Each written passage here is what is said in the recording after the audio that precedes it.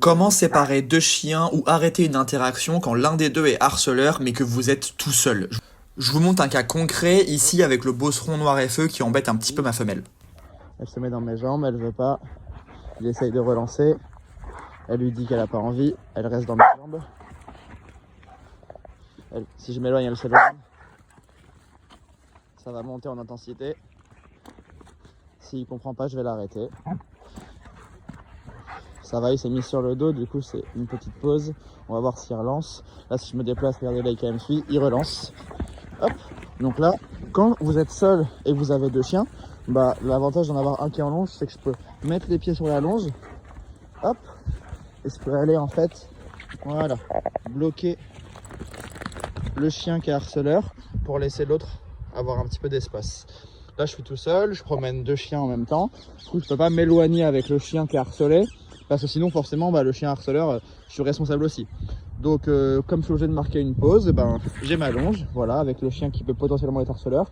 Et là, à la limite, pour pas que le jeu redémarre et que ça remonte en pression, je vais leur proposer un petit cherche. Eh,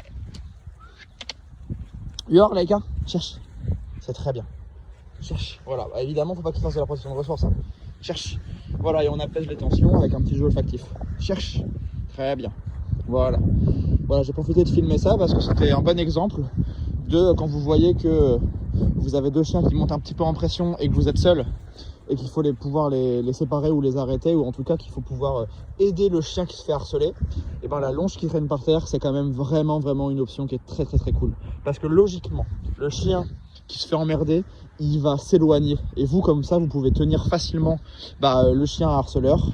Et on n'en parle plus. Voilà. Et là, on reprend tranquille avec un petit peu de jeu olfactif, un petit peu de cherche pour détendre tout ça. Et normalement, si vous faites durer ce jeu-là, ce petit cherche assez longtemps, vous allez voir que quand vous allez reprendre la balade tranquillement, le jeu ne devrait pas redémarrer tout de suite parce que vous avez vraiment apaisé en fait la situation.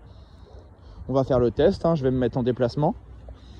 Et puis, normalement, il devrait reprendre la balade tranquillement sans lancer du jeu.